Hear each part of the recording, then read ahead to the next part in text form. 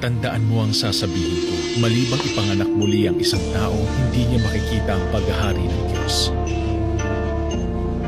Anong ibig niyong sabihin?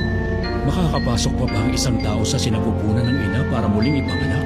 Ito ang tandaan mo, walang makapapasok sa kaharian ng Diyos, malibang siya'y ipanganak sa pamamagitan ng tubig at ng Espiritu. Ang taong ipinanganak sa laman ay laman, at ang ipinanganak sa Espiritu ay Espiritu.